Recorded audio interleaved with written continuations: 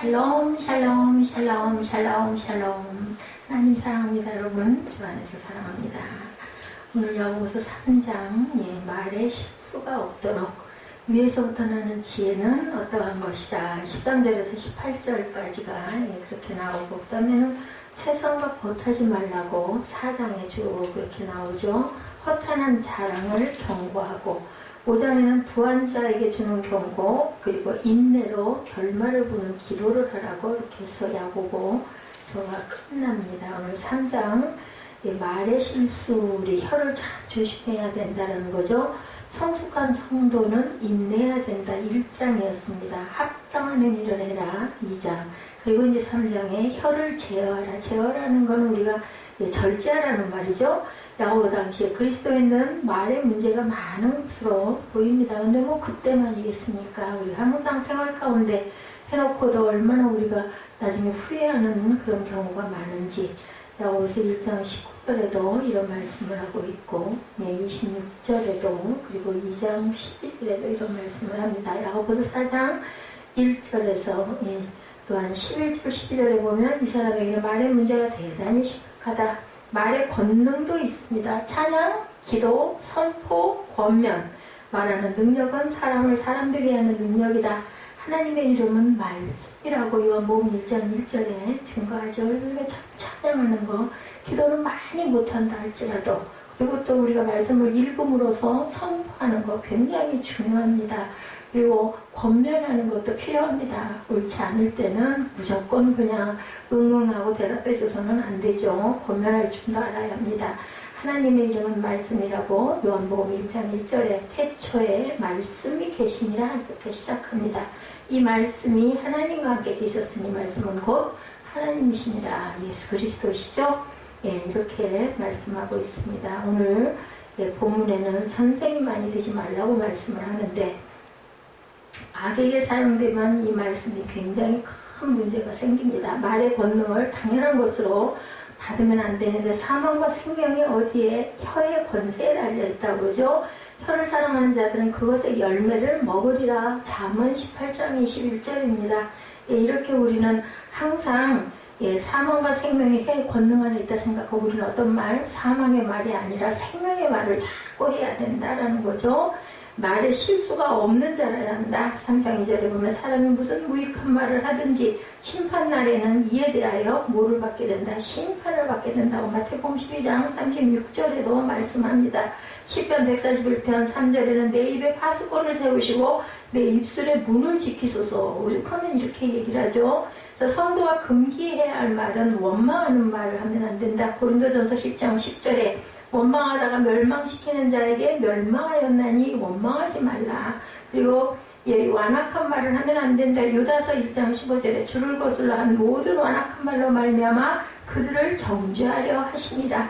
말라기 3장 13, 14절에 너희가 완악한 말로 나를 대적하고도 이는 너희가 말하기를 하나님을 섬기는 것이 헛되니 그 명령을 지키며 슬프게 행하는 것이 무엇이 유익하냐고 이렇게 얘기합니다. 성도가 해야 할 말은 뭐 너무너무 잘 알지만 화목하게 하는 말을 해야 되겠죠. 야고보서 마가복음 9장 50절에 소금을 두고 서로 화목하라. 또한 이렇게 얘기합니다. 골로새서 4장 6절에도 너희 말을 항상 은혜 가운데 소금으로 맛을 냄과 같이 하라. 고린도후서 5장 18절에 화목하게 하는 직분이다. 마태복음 5장 13절에 너희는 세상의 소금이다 이렇게 말씀하죠. 그리고 늘 감사의 말을 해야 된다. 에베소서 5장 4절에 누추함과 희롱의 말이 마땅치 아니하니 오히려 감사하는 말을 하라. 그래서 데살로니가전서 5장 18절에 우리가 항상 얘기하죠. 항상 기도하라. 범사에 감사하라. 이렇게 말씀합니다. 그래서 우리는 위로부터 난 지혜는 첫째 성결해야 된다. 선한 열매가 가득해야 된다라고 말씀을 하죠. 그래서 우리는 뭐 더 길게 얘기할 필요도 없지만 항상 선하고 좋은 말들을 해야 된다. 하나님의 말씀은 늘 선하게 만들고 구원해서 우리를 어디로? 생명에 이르게 한다고 디모데후서 3장 15절에서 17절에 모든 성경은 모든 선한 일을 행할 능력을 갖추게 하려 한다고 말씀합니다. 요한복음 6장 63절에 내가 너희에게 이른 말은 영이요 생명이다. 베드로전서 1장 21절에 진리를 순종함으로 너희 영혼을 깨끗하게 하라. 베드로전서 2장 2절에 순전하고 신령한 저들 사모하라. 이는 구원에 이르도록 자라게 함이라고 이렇게 말씀을 합니다. 그래서 우리가 항상 말은 어떻게 하나님의 말씀으로 선하고 구원받을 만한 그런 말을 해야 된다. 사람의 교훈은 어떤가? 악하게 만들고 편리한 멸망에 이르게 한다고 이 마태복음 15장 1절에서 20절에 증거합니다. 마가복음 7장 1절에서 23절에도 사람의 계명과 장로들의 전통에 사람을 악하고 더럽게 만든다. 디모데전서 8장 6장 3절에서 5절에 예수 그리스도의 말씀과 경건에 관한 교훈을 따르지 아니하면 이로써 악한 생각이 나며 마음이 부파해진다. 골로새서 2장 20절에서 23절에 어찌하여 사람의 명령과 가르침을 따르느냐? 이런 것은 조금도 유익이 없다. 야고보서 3장 14절 17절 오늘 본문이죠. 위로부터 내려온 것이 아니요 땅 위의 것이요 정욕의 것이요 누구의 것이다? 귀신의 것이다. 사람 교훈들은 이런 것이기 때문에 우리가 하나님의 말씀을 항상 가까이 하고 그 말씀 속에 진리를 깨닫고 그 말씀이 바로 생명이라는 것을 우리가 알아야 된다. 그래서 1절에 선생이 많이 되지 말라 그러죠. 그 모임에서는 다들 가르치는 자가 되기 원했다는 거예요. 그 시대에 다들. 그래서 오죽하면은 그죠? 순회 그 전도자를 못 오게 막 말리는 그런 사건도 있었죠. 그래서 우리는 항상 권위 명예 말하고 가르치는 자는 그런 것들에 대한 책임을 져야지 권위나 명예만 좋아해서는 안 된다는 거 당연하죠. 3장 1절에 내 형제나 너희는 선생된 우리가 더 큰 심판을 받을 줄 알고 선생이 많이 되지 말아라. 교사는 더 큰 심판을 받는다. 가르쳤는데 가르친 자가 행하지 않으면 그죠? 당연한 거겠죠. 누가복음 12장 47, 8절에 가르친 대로 안 하면 위선자가 된다는 거예요. 목사는 목사 겸 교사이다. 에베소서 4장 11절에 목사의 임명은 신중하게 해야 된다. 디모데전서 5장 22절에도 교회학교 교사, 교회 리더도 마찬가지로 초신자는 그래서 안 된다. 디모데전서 3장 6절에 증거합니다. 2절에 우리가 다 실수가 많으니 만일 말에 실수가 없는 자라면 온전한 사람이라 능히 온몸도 굴레 씌우리라. 우리는 다 실수하죠. 교사뿐만 아니라 모든 성도는 말에서 실수를 하지 않도록 노력할 뿐이지 어떻게 실수하지 않겠습니까? 말에서 실수하지 않으면 아무 죄가 없는가? 완전한 사람일까? 말이 행동을 가져온다는 겁니다. 우리가 말을 한 대로 행동할 줄 알아야 되는데 3절에 우리가 말들의 입에 재갈 물리는 것은 우리에게 순종하게 하려고 그 온몸을 제어하는 것이다. 말의 재갈, 그죠? 말을 부리기 위해서 입에 가로물리는 가느다란 막대기가 재갈이죠. 4절에 배 키 얘기합니다. 또 배를 보라. 그렇게 크고 광풍이 밀려가는 것들을 지극히 작은 키로 사공의 뜻대로 운행하나니 재갈과 키는 반대되는 힘을 가지고 있습니다. 그래서 바람을 이기고 말과 배를 제어하는 것, 강한 손이 있어야 된다는 재갈과 키는 이런 작용을 한다. 우리의 혀도 마찬가지다. 이 안에 있는 죄, 외부의 압력, 그럴 때 강한 분이 성령께서 우리를 제어해 주셔야 되고 그것을 우리가 깨닫고 절제할 줄 알아야 된다. 제어되지 않는 말과 배는 인명 및 재산 손실을 가져오죠. 우리 말도 마찬가지다. 말을 잘못 사용하면 사람이 죽기도 하죠. 상처 입어가지고. 혀를 조종하는 것은 우리의 마음이다. 마태복음 12장 37, 8절에 증거합니다.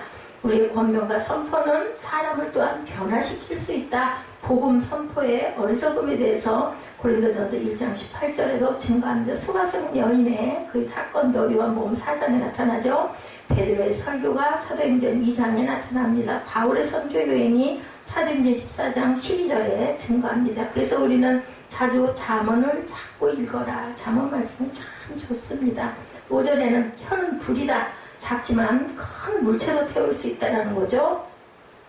이와 같이 혀도 작은 지체로되 큰 것을 자랑하도다. 보라 얼마나 작은 불이 얼마나 많은 나무를 태우는가. 6절 혀는 불법의 세계다. 세상의 불법이 작게는 혀 안에서 다 만들어진다는 겁니다. 혀는 곧 불이요 불의의 세계라. 혀는 우리 지체 중에서 온몸을 더럽히고 삶의 수레바퀴를 불사르나니 그 사르는 것이 지옥불에서 나느니라. 그래서 우리는 거짓말, 중상모량, 비방, 거짓, 고소, 사기, 기만, 신성모독 이런 모든 것들로 온몸을 더럽히지 말아라. 혀에 의해서 영향을 받지 않는 데가 없다라는 겁니다. 본성의 행로에 불을 붙인다. 인생의 전 과정에 이 혀가 말이 영향을 미친다. 지옥불에 놓여있다. 예, 개한나 지옥은 불구덩이죠. 악한 일을 일으키는 혀는 원래 그 불구덩이 출신이라는, 아까 악의 것들이라는 겁니다. 불의 특징은 작게 시작해서 자라고 결국 열을 발생시키고 태우고 상처를 입히고 그것이 퍼져서 결국은 멸망시키죠. 잿더미가 돼버리죠. 이렇게 만드는 게 바로 불이라는 건데, 성령의 불은 너무너무 좋은데 그 재의 불은 이렇다라는 거죠. 그래서 우리는 항상 혀를 조심해야 된다. 7절에 혀는 위험한 짐승 같다. 심지어 짐승들을 또한 길들이기도 혀는 하는 혀다. 7절이죠. 여러 종류의 짐승과 새와 벌레와 바다의 생물은 다 사람이 길들일 수 있고 길들여 왔거니와, 그죠? 사자, 호랑이, 코끼리, 돌고래, 앵무새, 독수리 등. 그렇죠? 8절에 혀는 능히 길들일 사람이 없나니 쉬지 아니하는 악이요 죽이는 독이 가득한 것이라. 그러나 혀는 정말 길들이기가 어렵다. 악이고 독이라고 로마서 3장 13절에도 증거합니다. 그래서 우리가 항상 말할 때 독이 스며들면 몰래 퍼져 사람을 상처 입히고 결국은 그 사람이 때로는 죽기까지 하죠. 자살도 하죠. 짐승을 길들이면 일꾼이 되고 불을 제어하면 좋은 일을 하는 것이라는 겁니다. 그런데 혀는 사람의 힘으로는 제어되지 않고 그대로 두면 지옥불 위에 놓여있는 꼴이다라고 6절에도 증거합니다. 야고보서 3장 9절에 한 혀로 하나님의 찬양과 동시에 사람의 저주를 한다. 9절이죠. 이것으로 우리가 주 아버지를 찬송하고 이것으로 하나님의 형상대로 지음을 받은 사람을 저주한다.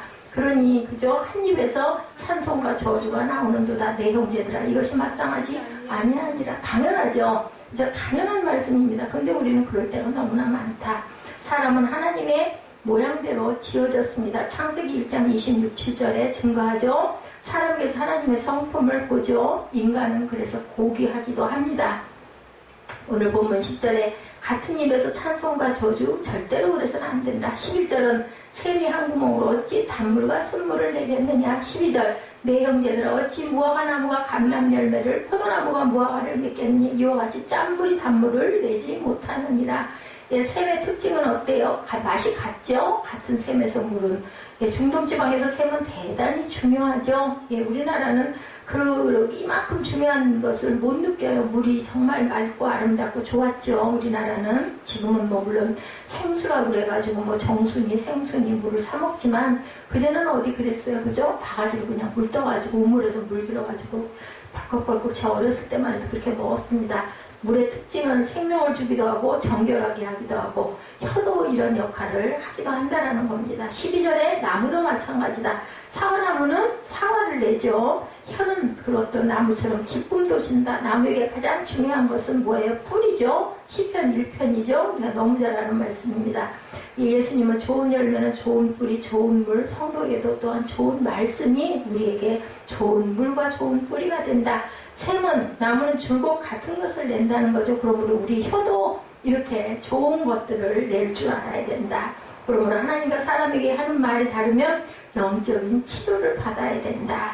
되게 혀의 문제는 어디에 있다? 마음에 있다. 야고보서 3장 14절이죠. 본물. 그런 너희 마음속에 독한 시기와 다툼이 있으면 자랑하지 말라. 진리를 거슬러 거짓말하지 말아라. 잠언 4장 23절에 모든 지킬 만한 것 중에 더욱 내 마음을 지켜라. 생명의 근원이 이에서 남이니라. 그래서 우리는 항상 감사합니다. 감사합니다. 사랑합니다. 미안합니다를 항상 하고 살아야 된다. 3장 1절에서 12절에서는 12절까지는 말조심, 그리고 13절에서 18절은 하나님의 지혜와 마귀의 지혜에 대한 것을 다루고 있습니다. 이 둘은 뿌리가 다르기 때문에 서로 다른 열매를 낸다. 지혜를 잘못 사랑하면 뭘로? 파괴에 이른다고. 창세기 3장 6절 너무 잘 아는 말씀이죠. 여자가 그 나무를 본즉 어땠어요? 먹음직도 하고 보암직도 해서 결국은 지혜롭게 보일 것 같이 탐스럽고, 그러한 나무인지라 여자가 그 열매를 따먹고 자기와 함께 있는 남편에게도 주매 그도 먹은지라 이렇게 나타나 있습니다. 지혜의 대왕인 솔로몬은 어리석은 아들을 두죠. 그래서 그 바람에 그만 르호보암과 여로보암이죠. 왕국이 분열합니다. 하나님의 창조물 가운데 가장 지혜로운 자 마귀는 불호수에 들어간다고 에스겔 28장 12절에서 증거합니다. 13절 말씀은 지식과 지혜가 충만하다. 너희 중에 지혜와 총명이 있는 자가 누구냐? 그는 선행으로 말미암아 지혜의 온유함으로 그 행함을 보일지니라. 지식과 지혜는 다르죠. 여러분 잘 아시죠? 지식이 많아도 지혜롭지 못한 사람이 있습니다. 지혜와 지식은 형제로 성은 같은데 내용은 다르다. 같은 지자예요. 그죠? 지식은 이론을 아는 것을 말하고 지혜는 실천하는 행동을 한다는 것입니다. 초등학교 졸업자와 명문대 박사의 차이는 지식의 차이, 지혜는 그런데 다르다. 똑같이 공부를 많이 했든 적게 했든 지식은 있지만 지혜는 그렇지 않다라는 겁니다. 지식은 학교에서 가르쳐주지만 지혜는 학교에서 얻는 것이 아니죠. 지식은 어떤 일정한 틀을 만들어줌으로 지식이 많은 사람일수록 틀에 갇히기도 하고 완고해지고 융통성이 없는 사람이 되기도 한다. 지혜는 다툼을 인정하며 융통성을 가지고 지식을 다른 곳에 적용해 볼 수 있는 능력이 생긴다. 지식은 고정된 사실, 지혜는 흐르는 강물 같은 진실입니다. 지혜는 적은 지식을 가지고도 많이 사용할 줄 알지만 지식이 아무리 많아도 지혜가 없으면 쓸모가 없어지고 말지요. 그래서 항상 그 지혜는 사다리 생각, 한 사람은 사다리를 붙잡고 한 사람은 사다리를 타고 올라가죠. 지식은 사다리 재질이 뭐고 높이는 몇 센치고, 그죠? 이런 그 디딤틀 간격이 몇 센치고 이런 걸 생각합니다. 지혜는 사다리를 놓고 오르는 것이고 그 일을 결단하는 그런 것이고, 지식은 사다리에 대한 연구와 설명이다. 비교하자면. 그래서 우리가 회심전에 사울이 지식인이고 바울은 지혜의 사람이다라고 우리가 볼 수가 있다. 사다리는 복음이고 지혜로운 자는 복음의 사다리를 놓고 지붕에 오르는 사람이라고 합니다. 지혜의 온유함은 우리가 부드럽게 힘을 쓸 줄 아는 것, 그것이 바로 지혜의 온유함이다. 갈라디아서 5장 22, 3절이죠. 성령의 열매에 대해서 얘기합니다. 야고보서 1장 21절에 그러므로 모든 더러운 것과 넘치는 악을 내버리고 너희 영혼을 능히 구원할 바 마음에 심어진 말씀을 뭘로 받으라? 온유함으로 받으라. 그래서 예수님이 그죠? 고린도 후서 사도 바울 등이 이러한 사람들이었다. 모세도 그렇죠? 보면은 모세가 오늘 새벽 예배에서도 있었지만 기도함으로 인해서 하나님의 마음을 돌이키기도 했던 그러한 온유한 사람이다. 원래는 아니었죠. 모세도 40년 광야 생활을 하고 하나님이 다 끄셨어요. 그래서 훈련은 꼭 필요하다. 그래서 선한 생활, 바른 생활을 해야 되는데 바른 행위가 또한 따라야 된다고 야고보는 계속해서 이것을 강조합니다. 14절에 마귀의 지혜의 증거에 대해서 말씀하죠. 야고보서 3장 14절이죠. 그러나 너희 마음속에 독한 시기와 다툼이 있으면 자랑하지 말라. 진리를 거슬러 거짓말하지 말아라. 시기 야망이 대단히 강력하다고 잠언 27장 4절에 증거합니다. 부는 잔인하고 노는 창수 같거니와 투기 앞에 누가 서겠느냐 이렇게 말합니다. 그리스도의 십자가의 처형의 동기가 바로 이런 질투였죠. 예수님께서 하시는 일들을 바리새인들이, 유대인들이 아주 못마땅해 하죠. 왜냐하면 지가 뭔데, 그죠? 지가 뭔데 안식일을 범해도 상관없다고 그래. 꼭 다른 말만 하니까. 그래서 미워하죠. 마태복음 27장 18절에 이는 그들의 시기로 예수를 넘겨준 줄 알미더라 이렇게 증거합니다. 많은 경우에 종교적 열심, 야망이 자기를 나타내려고 그렇게 드러나기도 합니다. 사람들 뭐 많잖아요. 구제하고 기도하고 이런 것들로 인해서 나는 이렇게 대단해, 나는 이렇게 위대해, 이런 걸만 나타내고 싶은 욕심이 다 있어요. 야망이. 그리스도의 십자가 처형의 동기가 바로 이런 것이었죠. 마태복음 27장 18절에 증거합니다. 좋은 일을 해도 동기가 중요하다. 사람의 지혜는 고린도전서 1장 17절에서 25절에 사람의 지혜에 대해서 증거합니다. 이는 아무 육체도 하나님 앞에서 자랑하지 못하게 하려 하십니다. 너희는 하나님으로부터 나서 그리스도 예수 안에 있고 예수는 하나님으로부터 나와서 우리에게 지혜와 의로움과 거룩함과 구원이 되셨다. 고린도전서 1장 29절이고 31절입니다. 기록된 바 자랑하는 자는 주 안에서 자랑하는 함과 같게 하려 합니다. 하나님은 사람이 영광을 취하는 것을 어떻게 하신다? 미워하신다라고 말씀합니다. 다툼은 어떤 거냐? 교회 안에서 파당을 형성하는 이런 다툼은 하나님께서 정말 하지 말라고 하는 것이죠. 빌립보서 2장 3절에도 충고합니다. 초대교회 사도행전 6장 1절에서 7절에 영혼의 자유가 들어오면 이런 일들이 생기는데 자랑이 생기죠. 사람의 지식은 사람을 어떻게 만들어요? 교만하게 만든다. 회심 전에 바울이 그랬죠. 하나님의 일에는 반드시 겸손함이 드러나야 된다. 진리를 거슬러 거짓말, 시기, 다툼, 자랑으로 안 되면 진리를 거슬르며 거짓말하는 이런 것들을 버려야 된다. 우리는 진리를 거슬러 아무것도 할 수 없고 오직 진리를 위할 뿐이니 바울의 고백이 고린도서 13장 8절에 증거합니다. 자기 것을 관찰하기 위해 진리를 절대로 왜곡해서는 안 된다. 고린도전서 4장 5절에 충고합니다. 그러므로 때가 이르기 전 곧 주께서 오시기까지 아무것도 판단하지 말라. 그가 어둠에 감추인 것들을 드러내고 마음의 뜻을 나타내시리니 그때 각 사람에게 하나님으로부터 칭찬이 있으리라고 말씀하죠. 오늘 본문 15절이죠. 이런 지혜는 어디의 것이다? 이게 하늘의 것이 아니다라고 얘기합니다. 야고보서 3장 15절 본문입니다. 이러한 지혜는 위로부터 내려온 것이 아니요 땅의 것이요 정욕의 것이요 귀신의 것이다. 그죠? 나를 자꾸 드러내려고 하는, 칭찬 받으려고 하는 이런 욕심들입니다. 성도의 세 가지 대적, 세상, 육신, 마귀. 에베소서 2장 1절에서 3절에 땅에 속한 것이고 관능적인 것이고 마귀에 속한 것이다라고 이렇게 증거합니다. 세상의 이런 지혜는 사람을 구원으로 성화로 절대로 이끌지 못한다고 고린도전서 1장 20절에서 21절에 증거합니다. 항상 배우나 우리가 진리에 도달하지 못한다고 디모데후서 3장 7절에도 이렇게 말씀으로 증거하고 있습니다. 항상 배우나 끝내 진리의 지식에 이를 수 없느니라 이러죠. 하나님을 버리면 지혜가 떠나가 버린다. 지혜는 하나님을 두려워하는 데서 출발한다라고 잠언 9장 10절에 증거합니다. 야훼를 경외하는 것이 지혜의 근본이요 거룩하신 자를 아는 것이 명철합니다. 로마서 3장 18절에도 그들의 눈앞에 하나님을 두려워함이 없느니라 한과 같으니라. 수많은 학자들이 원숭이에서 사람이 나왔다고 이렇게 얘기하죠. 이런 사람들은 육신적이고 본성에 속한 일들만 한다고 고린도전서 2장 14절에서 16절에 증거합니다. 오늘 본문에 그 결과는 뭐가 생기냐? 혼란과 악한 일들일 뿐이다. 시기와 다툼이 있는 곳에는 혼란과 모든 악한 일이 있습니다. 그곳에는 뭐가 있어요? 무질서가 있죠. 대표적인 사례가 바벨탑 사건입니다. 하늘 꼭대기까지 탑을 쌓아서 하늘에 올라가자 했죠. 결국은 하나님께서 말을 언어를 다르게 해서 흩어버리는 그런 사건을 일으켜버립니다.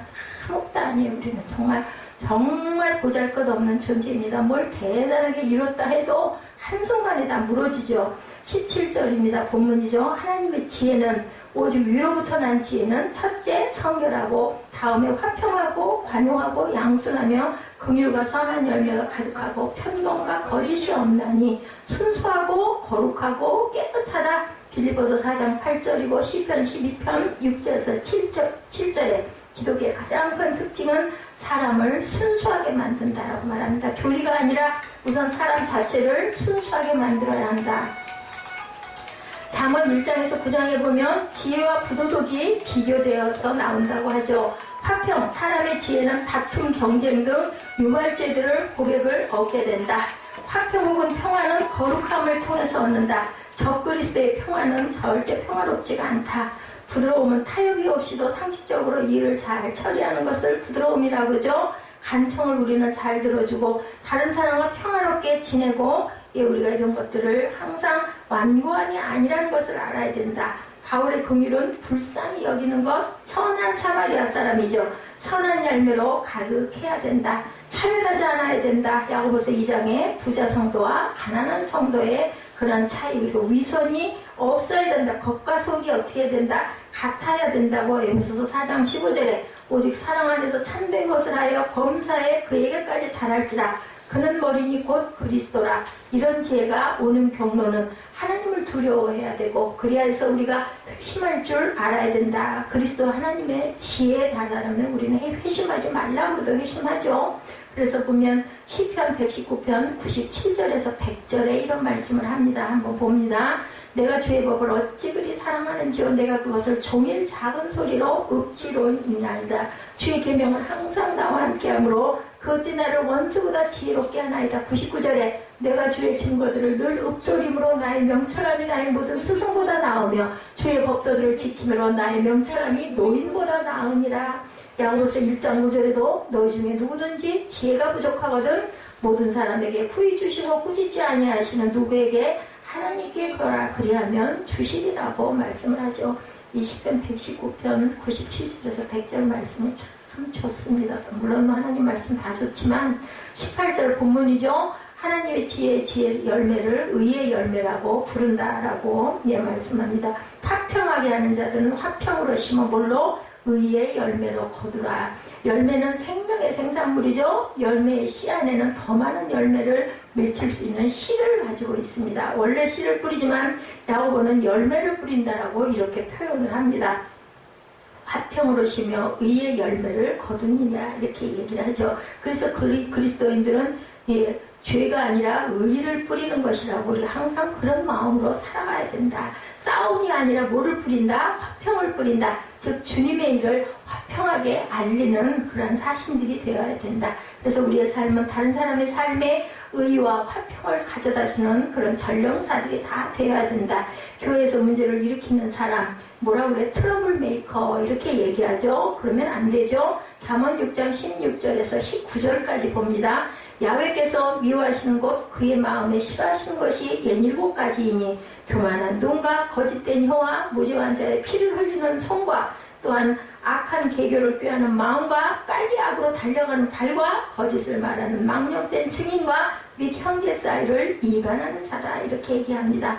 야고보 사도는 본장에서 성도들의 삶의 원칙과 양태에 대해서 이렇게 교훈합니다. 선생되기를 좋아하지 말고 말씀을 통해서 겸손한 책임을 강조합니다. 언어 생활에 있어서의 말의 중요성과 영향력을 강조함으로 성도가 혀를 잘 다스려 거룩하게 덕을 세우는 말만 할 것을 이렇게 말씀하시죠. 또한 세상적인 지혜를 버리고 위로부터 내려진 지혜를 받아서 의의 열매를 맺어야 함을 이렇게 말씀들을 들어서 계속 교훈합니다.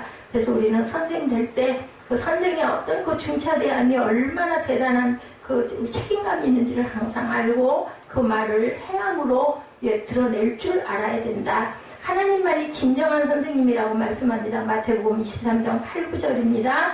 그러나 너희는 랍비라 칭함을 하지 말라. 너희 선생은 하나요. 너희는 다 형제니라. 9절입니다. 땅에 있는 자를 아버지라 하지 말라. 너희 아버지는 한 분이시니 하늘에 계신 이시니라.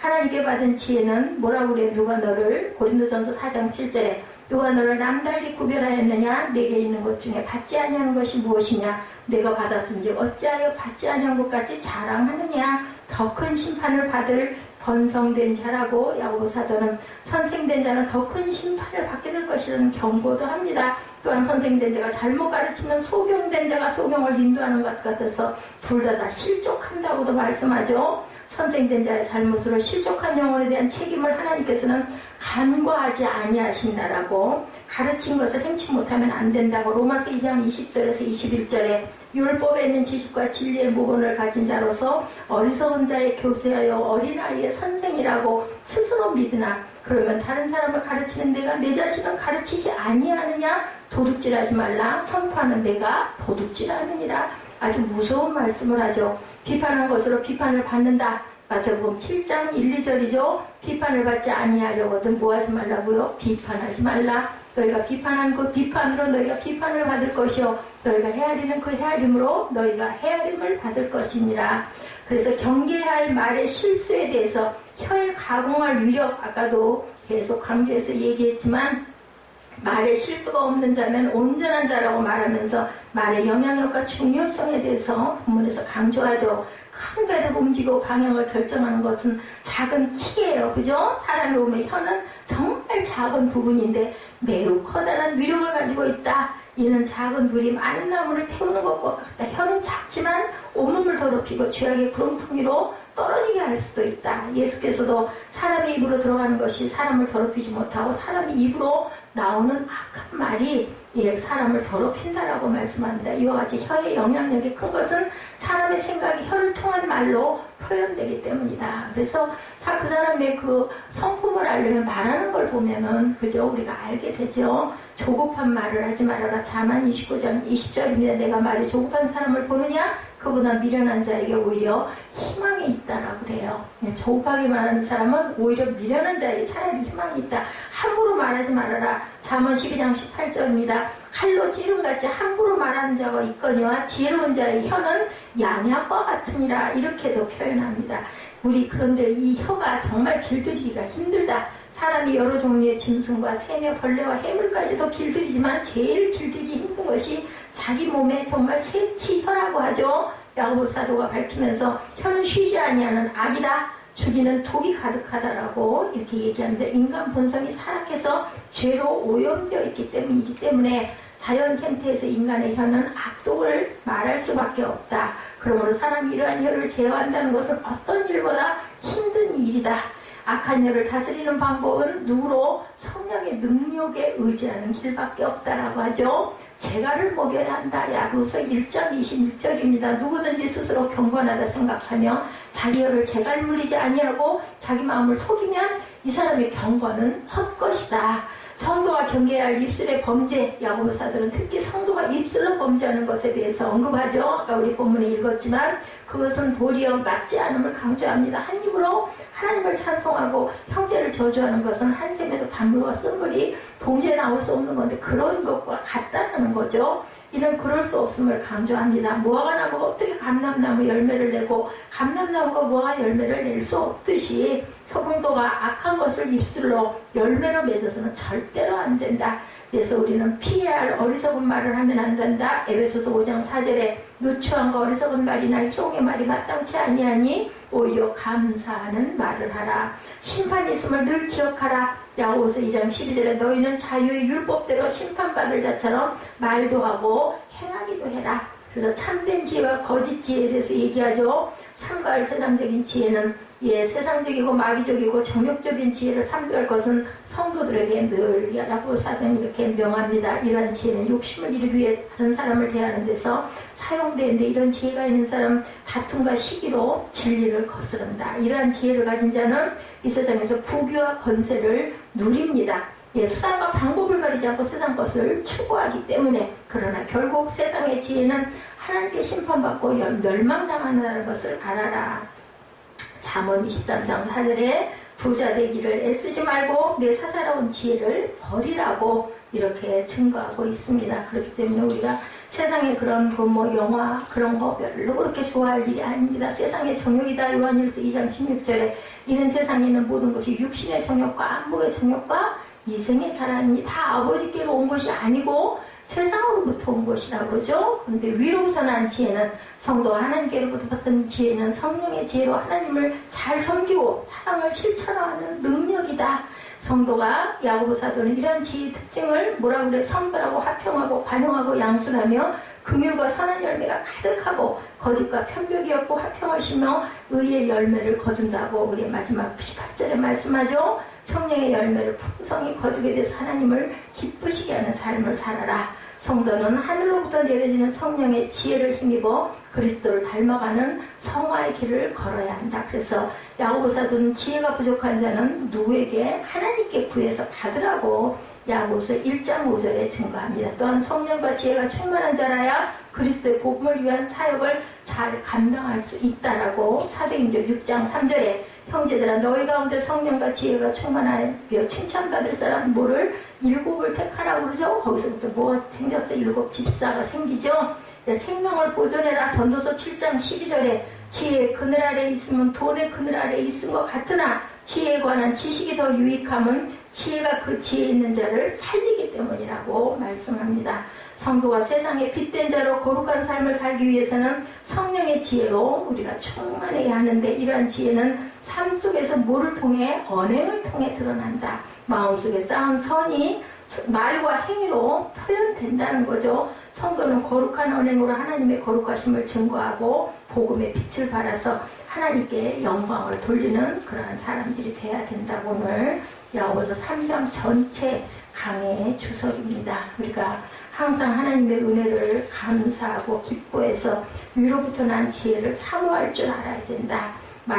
말하는 사람의 성숙도를 늘 반영한다라고 계속 말씀하고 혀는 작지만 영향력이 크다고 3절에서 5절에 그리고 혀는 필요하지만 위험하다 3장 6절 그리고 9절에서 12절에 말씀합니다. 그래서 우리는 항상 혀를 함부로 움직이면 인생이 망쳐진다는 것을 생각할 줄 알아야 된다. 하나님을 한 아버지로 믿고 모시는 성도들은 한 가족이죠. 주 안에서 형제 자매들이기 때문에 야고보는 셈의 경우를 들어서 얘기를 하죠. 한 구멍으로 단물과 쓴물은 절대 낼 수가 없다. 자연의 이치도 그런데 하물며 하나님을 믿는 성도들이 어떻게 찬송과 저주가 나오겠느냐. 또한 이 진리를 나무와 열매의 원리도 설명했습니다. 무화과 나무가 감람 열매를, 포도나무가 무화과를 절대로 맺을 수 없다.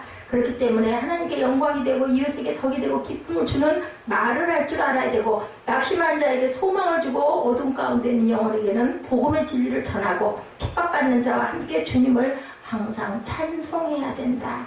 혀는 그런데 정말 길들이기가 어렵다라는 거죠. 그래서 우리는 항상 혀를 쉬지 않는 악이고 독이 가득한 것이라는 그 혀를 우리가 항상 주의하고 조심해야 된다. 이렇게 의인은 없나니 하나도 없다고 그러죠. 로마도 3장에 죄악의 목록을 보면 사람의 혀는 입과 관련된 죄가 너무나 많다고 합니다. 그들의 목구멍은 열린 무덤이고 그 혀로는 속임을 일삼고 그 입술에는 독사의 독이 있고 그 입에는 저주와 악독이 가득하다고 로마서 3장 13, 14절에 말합니다. 지금 이 말을 하는 야고보의 의도는 교회 안에서 혀처럼 치명적인 타격을 주는 것이 없다는 것을 알리고 있습니다. 그러니 예전이나 지금이나 사람이 많이 모이는 곳은 이렇게 악이 그저 들끓고, 또 우리가 스스로 그 입술에 그 고백으로 인해서 이렇게 죄를 많이 짓고 사람을 살리기도 죽이기도 하는 그 혀를 정말 조심해야 된다. 우리가 항상 사실에 근거하지 않고 정황적으로 추측하고 이야기를 만들어내서 사실이냐 다른 사람에게 말하기를 좋아하는 그런 일들은 하지 않아야 된다. 가끔은 뉴스들이, 특정 뉴스라는 것들이 그런 수도 있다고 합니다.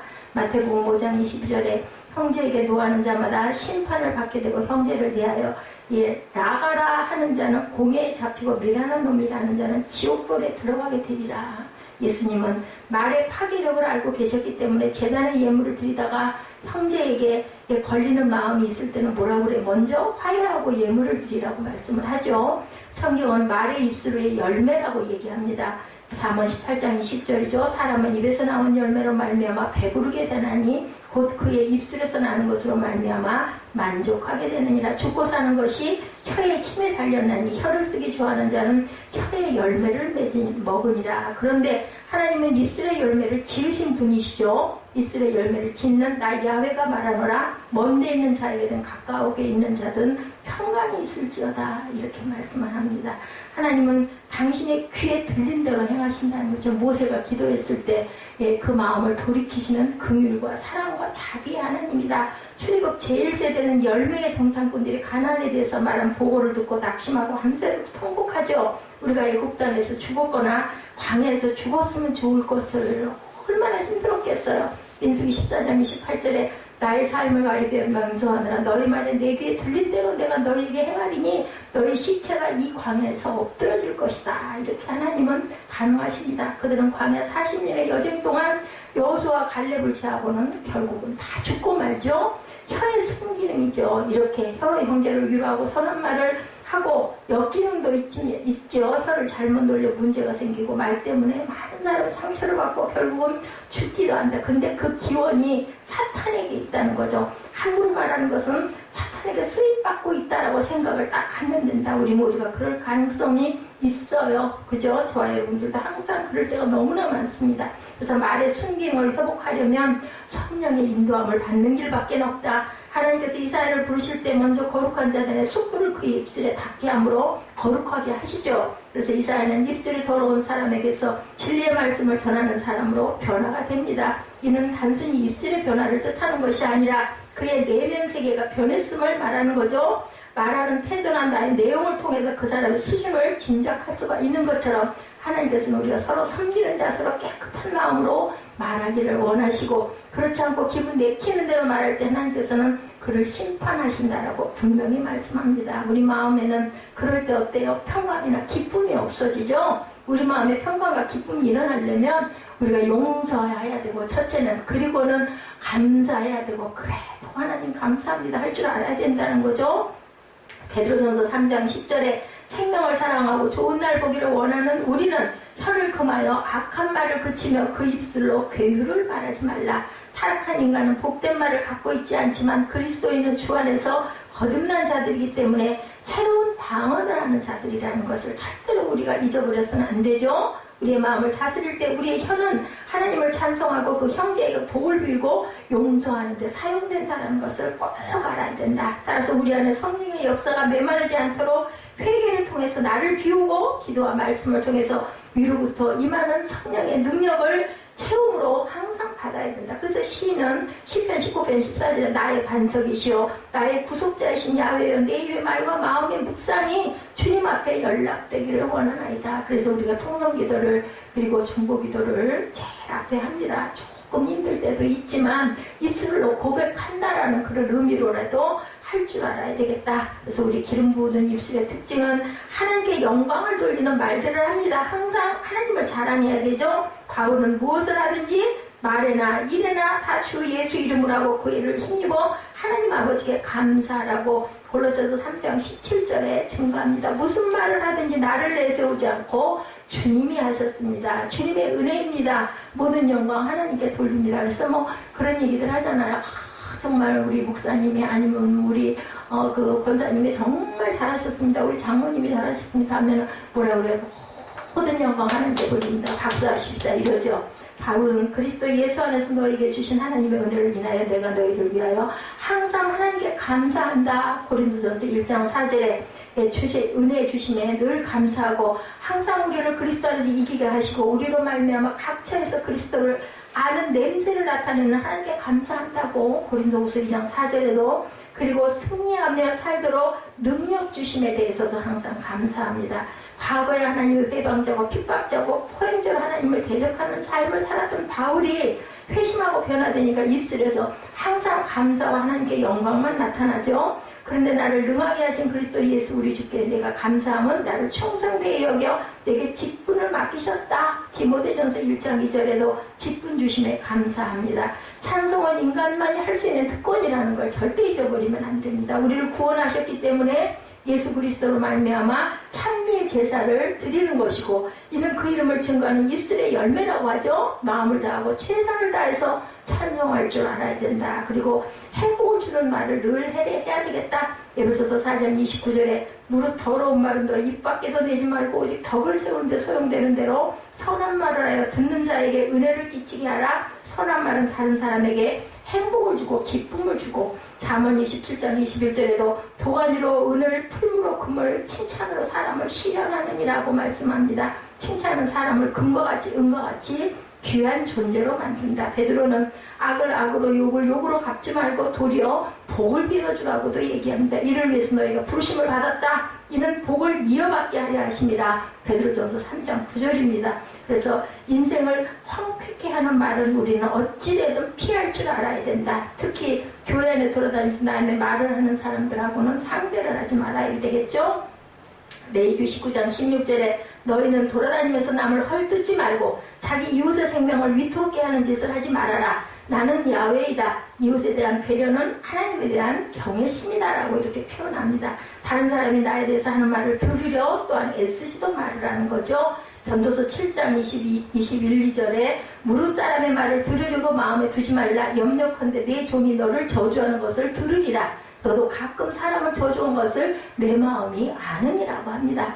사람들은 자기 기준에 따라 말하기 때문에 그것이 완전한 평가일 수 없으니 무시하는 것이 또 좋고 아니면 그러한 그 얘기를 듣고 나서는 마음 상처를 받지 말고 비우라는 거죠. 자기 기분이 좋으면 좋은 말을 하고 기분이 나쁘면 욕을 해요. 그렇기 때문에 그냥 저 사람이 좀 기분이 언짢았나 보다 아니면 내가 혹시 좀 저 사람에게 껄끄럽게 본 게 뭐가 있나 오히려 거꾸로 돌아봐야 되겠죠. 남의 말을 하는 자를 멀리해라. 잠언 22장 24, 5절입니다. 노를 품는 자와 사귀지 말며 울분한 자와 동행하지 말지니 그의 행위를 본받아 내 영혼을 올무에 빠뜨릴까 두려움이니라. 심는 대로 거둡니다. 악한 말을 하는 자들 결국은 어떠할까. 시편 109편 17, 8절에 그가 저주하기를 좋아하더니 그것이 자기에게 임하고 축복하기를 기뻐하지 아니하더니 복이 그를 떠났으며 저주하기를 옷 입듯 하더니 저주가 물같이 그의 몸속으로 들어가며 기름같이 그의 뼛속으로 들어갔나이다 라고 이렇게 얘기합니다. 언어 생활은 그 사람의 경론을 보여주는 척도고 우리가 말을 할 때 유의할 점 말하는 것이 사실인가 생각해 봐야 되죠. true입니다. 거짓말을 해서는 안 되죠.